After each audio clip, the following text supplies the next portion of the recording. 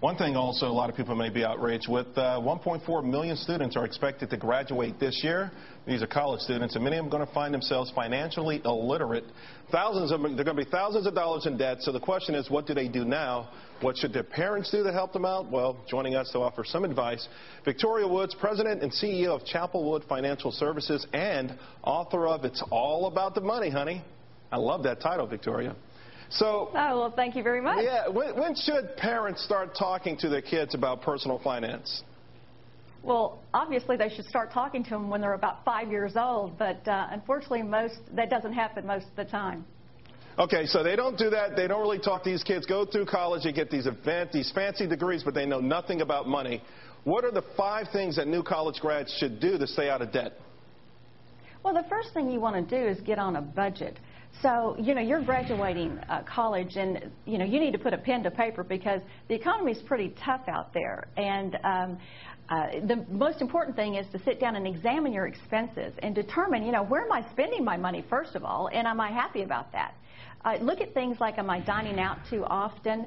Maybe eliminating some things like a purchase of maybe a new computer or a car or a cell phone.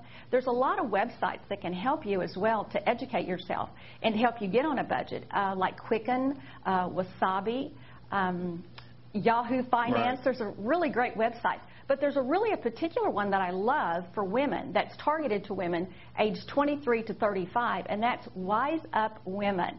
It's very user-friendly, it's very colorful, and I highly recommend it. As a matter of fact, your tax dollars partially fund that website, so oh, really? I highly recommend that one. Okay. Yeah. Now, we talk about parents helping their kids when they're 5 years old, and these kids graduating financially illiterate. But the fact of the matter is, aren't most Americans to a certain degree financially illiterate?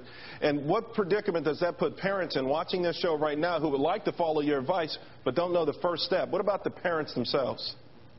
Well, the parents need to sit down with their children and say, and especially if they've made mistakes, and say, you don't want to go down the same path I did. So maybe if they're in a lot of credit card debt, you need to teach children about debt responsibility. You need to rely on your debit card versus credit cards.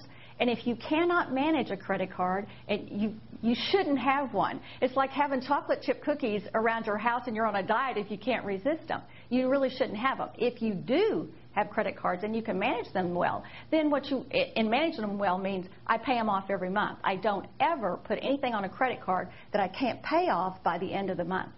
Right now, the big problem in this country is unemployment. Last month, though, there's over 600,000 civilians lost jobs. You have a student loan, you become unemployed. What do you do then? Well, you become unemployed. You want to take the job that is closely remoted to your interest.